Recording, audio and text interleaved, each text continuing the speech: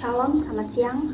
Perkenalkan, nama saya Marwa Julian Sipelio, Prodi Pendidikan Biologi semester 4. Di sini saya akan menjelaskan beberapa soal mengenai pencemaran udara. Yang pertama, sumber pencemaran udara merupakan situasi di mana udara bercampur dengan zat yang berupa padatan cairan maupun gas beracun CO2 yang berupa asap pabrik, asap kendaraan, maupun asap pembakaran.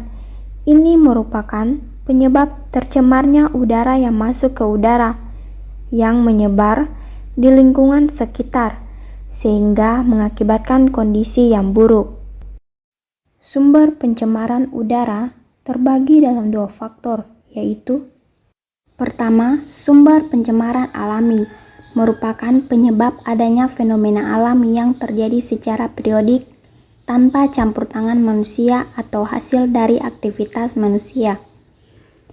Sumber pencemaran ini merupakan adanya siklus alami yang merupakan pencemaran yang berasal dari alam. Contohnya seperti gunung meletus.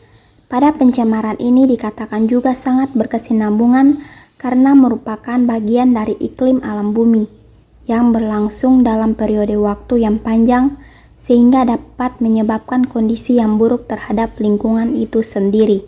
Yang kedua, pencemaran secara buatan.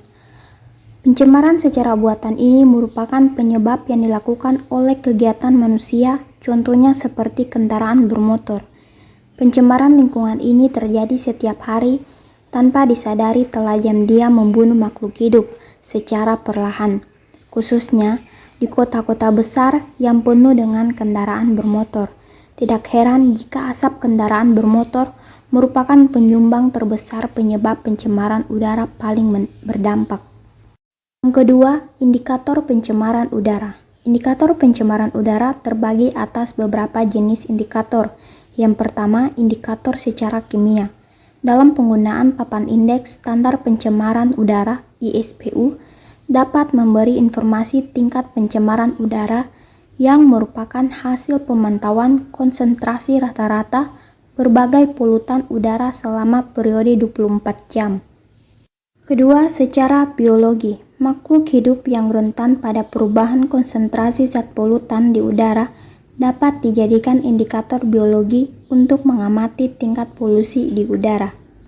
Ketiga, indikator fisik merupakan indikator yang dapat digunakan untuk mengetahui adanya polusi udara dengan melihat gelapnya kondisi suatu tempat. Ketiga, dampak pencemaran udara terhadap tumbuhan. Terjadinya penampakan terhadap tumbuhan yang tidak sehat pada daun dengan matinya beberapa bagian, serta hilangnya warna akibat matinya jaringan. Karena jaringan sponge mengandung klorofil, telah rusak dan juga mengakibatkan daun yang gugur. Efek pencemaran udara yang tak terlihat yaitu adanya kemunduran kemampuan pertumbuhan, berkurangnya kemampuan fotosintesis, dan alterasi kemampuan stomata dan reproduksi menurun.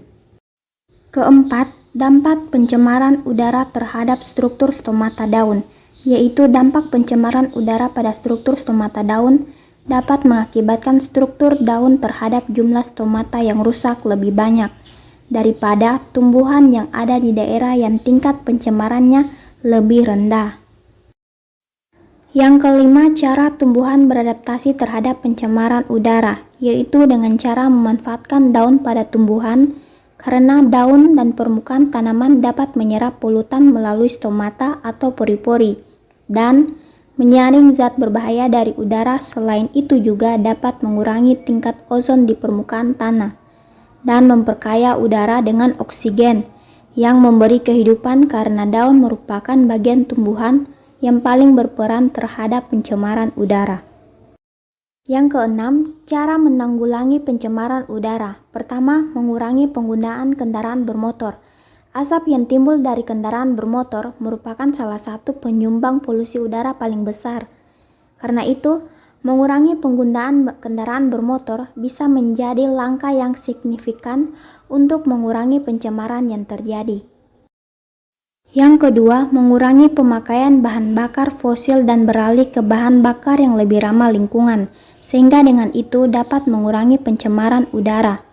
Yang ketiga, memasang bahan penyerap polutan atau saringan pada saluran pembuangan asap sebelum dibuang ke udara dan melakukan penghijauan di daerah yang berindustri dan perkotaan, agar dengan itu udara tidak tercemar sehingga dapat mengurangi pencemaran udara. Yang ketujuh, bentuk rekayasa lingkungan terhadap pencemaran udara. Bentuk rekayasa terhadap pencemaran lingkungan yaitu melakukan peninggian terhadap corobong asap pabrik sehingga dengan itu dapat mengurangi pemaparan pencemaran secara langsung terhadap masyarakat sekitar, serta memberikan filter atau penyaring polutan pada corobong asap dan memperbanyak penanaman pepohonan tumbuhan hijau di sekitar lingkungan area pabrik. Cukup sekian sampai di sini mengenai penjelasan dari saya dalam materi pencemaran udara. Saya ucapkan banyak terima kasih dan selamat siang.